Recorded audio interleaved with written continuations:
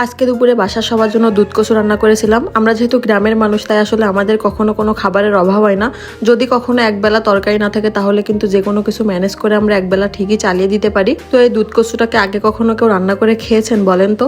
আসলে আমরা তো মাঝে মাঝে এটা রান্না করে খাই, এটা ভাজি করে খেতে এত বেশি মজা লাগে। তো চলেন আজকে আপনাদের সাথে একটু রেসিপিটা শেয়ার করি। তো হ্যালো এভরিওয়ান, কি অবস্থা সবার? আশা করি সবাই খুব ভালো আছেন। আমিও কিন্তু খুবই ভালো আছি, এজন্য তো আপনাদের জন্য নতুন একটা রেসিপি নিয়ে হাজির হলাম। তো আজকে দুপুরে ভাবছিলাম যে অনেকদিন এই দুধ কচুটা খাওয়া হয় না, এই জন্য আম্মুকে বললাম যে চলো একটু দুধ কচু কেটে নিয়ে আসি, এটা আজকে ভাজি করে খাবো। তো দেখেন এখানে কতগুলা দুধ কচু হয়েছিল। তো এটাকে তো আমরা দুধ কচু বলেই চিনি, আপনারা কে কি নামে চিনেন অবশ্যই কিন্তু কমেন্ট করে জানাবেন। এটা বাসায় নিয়ে এসে এই যে এখন আমি এটা ছোট ছোট করে কেটে নিচ্ছিলাম। এটা ছোট ছোট করে না কাটলে আসলে কুচি কুচি করে কাটতে পারবো না। তো এটা খেতে কিন্তু আমার কাছে ভীষণ মজা লাগে, আমি ছোটবেলা থেকে এটা খেতে খুবই পছন্দ করি। তারপর আমি এখানে পেঁয়াজ রসুন যেটা যেটা লাগবে সবকিছু কুচি কুচি করে কেটে নিচ্ছিলাম। এই কচুটা আসলে ভাজি করে খেতে খুবই বেশি মজা লাগে, আর যদি কারোর মুখে রুচি না থাকে তাহলে এটা একবার রান্না করে খেলে তো তার মুখে একেবারে রুচিটা চলে আসবে। তো পেঁয়াজ রসুন কুচি কুচি করে কাটার পরে আমি দুধ কচুটাকে সুন্দর করে কুচি কুচি করে কেটে নিব।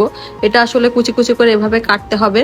ছোটবেলা থেকে আম্মুকে দেখেছে, আম্মু মাঝে মাঝে এটা আমাদেরকে ভাজি করে দিত, আর সেখান থেকে খেয়ে খেয়ে এখন এত বেশি লোভ হয়ে গেছে, যখনই মুখের রুচি নষ্ট হয়ে যায় তখনই এটা নিয়ে এসে এভাবে ভাজি করে খাই। আপনারা কিন্তু একবার হলেও বাসায় ট্রাই করে দেখবেন আমার হাতের রেসিপিটা আসলে খেতে কেমন মজা হয়। আমি তো আমার আম্মুর কাছ থেকে শিখেছি। তো চলেন, এটা কাটার পরে আমি সুন্দর করে ধুয়ে নিয়েছি, এবার রান্নার পালা।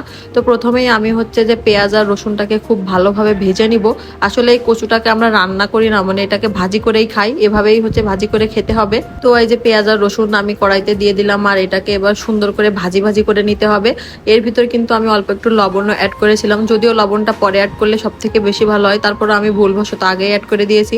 আর সাথে কিন্তু কিছুটা জিরাও দিয়েছিলাম, জিরাটা দিলে ফ্লেভারটা বেশি ভালো আসে। এবার এটা একটু লাল লাল করে ভাজি ভাজি হয়ে গেলে তারপর আমি কচুটা দিয়ে দিলাম। এবার কচুটাকে দিয়ে আমি কিছুক্ষণ সুন্দর করে নেড়ে চেড়ে এই মশলাটা ওর সাথে মিশিয়ে নিব। মেশানো শেষ হলে এর ভিতর আমি শুকনা মরিচের গুঁড়া অ্যাড করব। কাঁচা মরিচ দিলেও কিন্তু ভালো লাগতো, কিন্তু আমার কাছে শুকনা মরিচ দিলে খেতে বেশি মজা লাগে, এই জন্য শুকনা মরিচের গুঁড়া আর একটু হলুদের গুঁড়া দুইটাই আমি একসাথে অ্যাড করে দিয়েছিলাম। এর ভিতর কিন্তু আর কোনো কিছুই দেওয়া লাগবে না, এবার শুধু এটা ভাজতে হবে। এক কথায় যার যত ধৈর্য আছে সে তত ধৈর্যর পরীক্ষা এখানে দিবে, মানে যত বেশি ভালো করে এটাকে ভাজি ভাজি করা হবে তত কিন্তু খেতে বেশি মজা হবে। মানে এক কথায় এর পানিটা একদম শুকিয়ে নিতে হবে।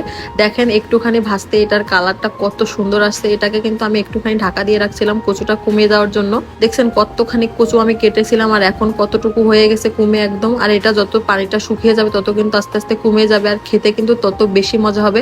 তো দেখতে দেখতে কিন্তু আমার রান্নাটা একদম শেষ।